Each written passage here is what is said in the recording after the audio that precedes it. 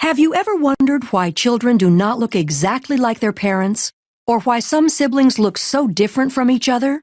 The answer lies in the process of meiosis, which generates the gametes for reproduction. Meiosis is the process by which haploid cells are produced from a diploid cell.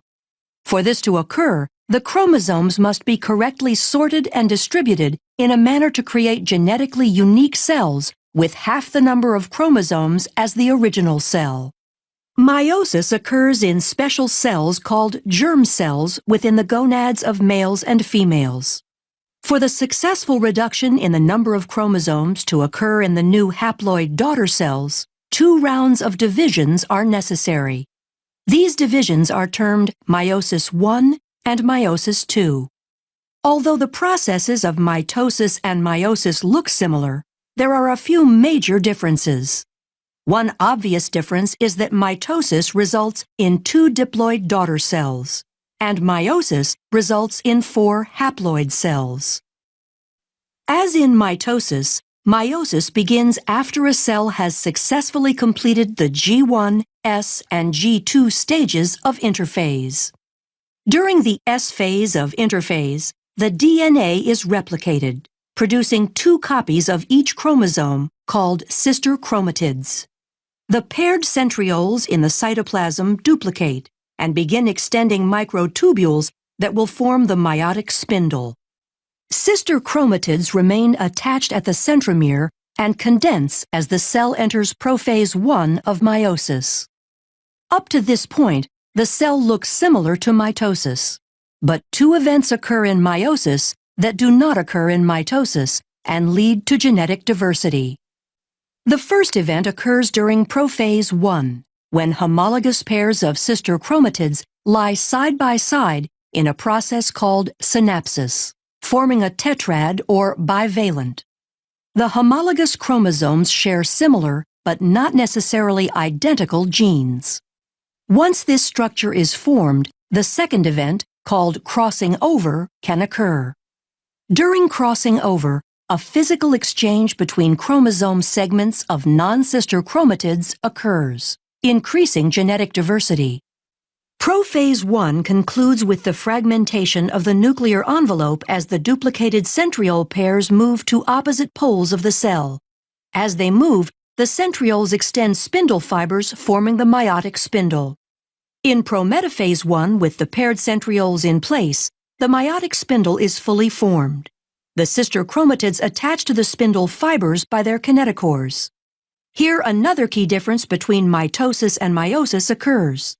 Because of synapsis and crossing over in meiosis, homologous chromosomes remain aligned, so that a pair of sister chromatids is attached to only one pole by the kinetochore microtubules.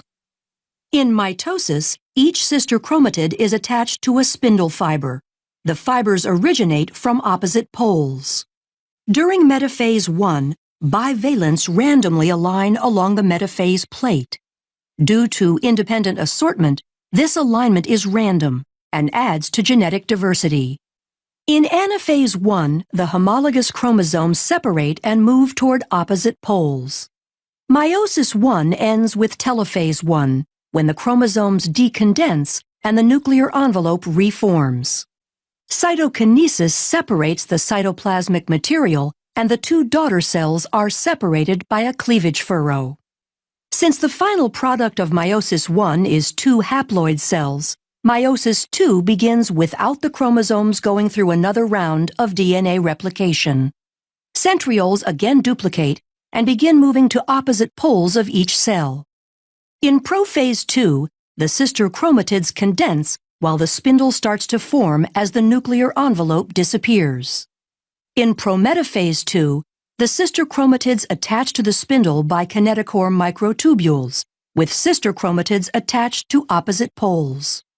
The spindle aligns the sister chromatids along the metaphase plate during metaphase II. During anaphase II, sister chromatids separate and individual chromosomes move toward the poles. The entire process ends with telophase II, as the chromosomes decondense and the nuclear envelope reforms.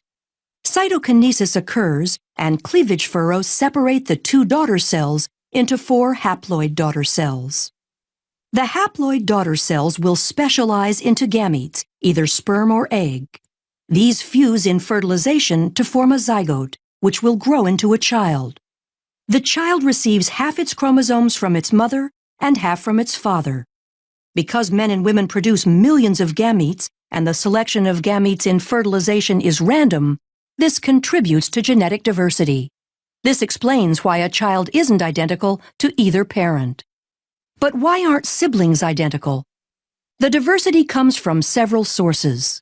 In prophase 1, non-sister chromatids can exchange DNA through crossing over, increasing the genetic diversity of individual chromatids. In addition to crossing over, in metaphase 1, the pairs of homologous chromosomes align independently along the metaphase plate and sort independently into the daughter cells. This process, called independent assortment, produces 4 genetically distinct haploid gametes. As the total number of chromosomes increases in an organism, the number of genetically distinct gametes increases by 2 to the nth power. This means an organism with n equals 3 can produce 8 unique gametes. For humans where n equals 23, there are 2 to the 23rd power unique gametes formed, or over 1 million different possible combinations. The combination of independent assortment, crossing over, and the random pairing of gametes during sexual reproduction increases genetic diversity and explains why a child will not look exactly like his or her parents or siblings.